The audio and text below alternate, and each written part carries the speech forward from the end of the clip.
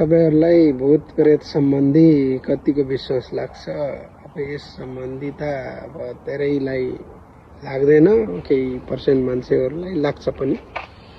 नमस्कार, संसारको जुनसुकै कुनै ठाउँ क्षेत्र जहाँबाट पनि हेरिरहनु भएको छ सम्पूर्णमा पहिलो प्रथम नमस्कार। आजभन्दा करिब म अहिले 40 वर्षको हाराहारीमा छु भने लगभग 12-13 वर्षको कुरा म छँदाको कुरा हो। मेरो गाउँबाट केही अगाडि एउटा दुईटा नदीको संगम छ जसलाई दुई मने घाट तथा देवघाट भनिन्छ। त्यहाँ चाहिँ दुईटा विशाल सिमलका रुख थिए। अब नदीका वारिपारी एउटा पल्लो देवपारतर्फ भने अर्को गौडीतर्फ त्यहाँ दुईटा विशाल सिमलका बोट थिए। अहिले तिनी बोटहरू छैनन्, अहिले ढलिसकेका छन्। अब त्यति बेलाको समुदाय, त्यति बेलाको मान्छेहरूले जान्नु भएको हुन सक्छ, उहाँहरूको सामान्य पोस्ट पुगेछ भने त्यो नदीका उसमा सिमलका बोट थिए। त्यसको तलपट्टि विशाल रहर थियो जहाँ हामी त्यति बेलाको युगमा हामीहरू अब ग्रामीण युगमा बस्दाखेरि अब भैँसीहरू चराउन जाने, बाख्राहरू चराउन जाने चलन हुन्थ्यो। अब त्यहाँ चाहिँ मसान घाट थियो। अब त्यहाँ अब मान्छेहरू, त्यस क्षेत्रका मान्छेहरू मरेको अवस्थामा त्यहाँ लगेर जलाउने तथा गाड्ने ठाउँ रहेको थियो। दिउँसो करिब 12 बजेको थियो। त्यस अवस्थामा साथीहरू सम्पूर्ण हामीहरू त्यहाँ भैँसीहरू गर्दा त्यो भैँसी नदीमा हाल खेलिरहेका थिए। सबैका भैँसीहरू जराकजुरुक उठेर हिँडिहाले। हिँडिसकेपछि मेरो भैँसी चाहिँ एउटा त नदीबाट ननिस्केपछि मेरो अरू डिया बाछाहरू अगाडि बढिसकेका थिए। साथीहरूलाई भने तपाईहरुले उ गर्दै गर्नु, मेरो त्यो भैँसी छुट्यो, म लिएर आउँछु भनेर म पछाडि त्यो भैँसीतर्फ लागेको थिएँ।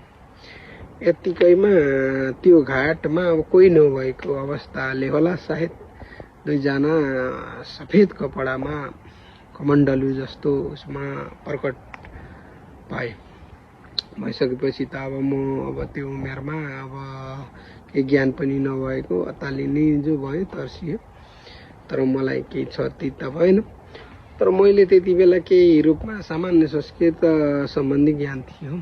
त्यो हिसाबले मैले एउटा गुरुकुलको उसमा सुनेको थिएँ, गायत्री मन्त्रको तथा अब लाइटरहरूको प्रयोगबाट भूत प्रेतहरू पनि भगाउन सकिन्छ भनेर। अब त्यति बेला मलाई सामान्य अब गायत्री मन्त्र याद थियो।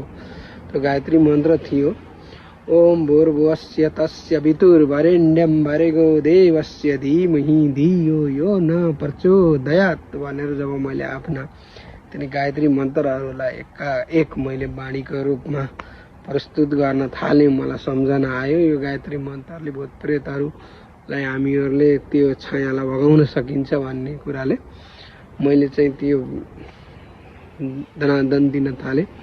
दिइसकेपछि ती छत्र छायाहरू मबाट टाढा गए र त्यहाँको घटनाहरू अब त्यो सिमलको बोटहरूमा भूतहरू बस्छ भन्ने अझ पहिले पनि मैले सुन्दै आइरहेको थिएँ।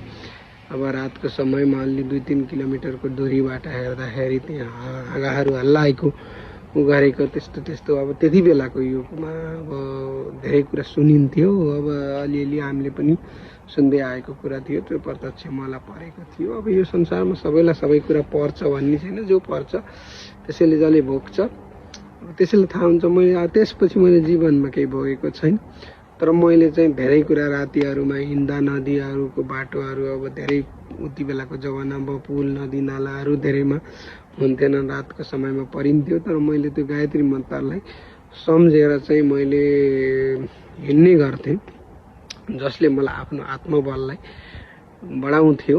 अब यो कुरा सत्य हो होइन म आफैलाई पनि थाहा होइन, तर मलाई त्यो छत्र छाया, त्यो सफेद कपडामा दुईजना प्रत्यक्ष मलाई भएको कुरा त्यो चाहिँ मैले जीवनमा सधैँ सम्झिरहन्छु।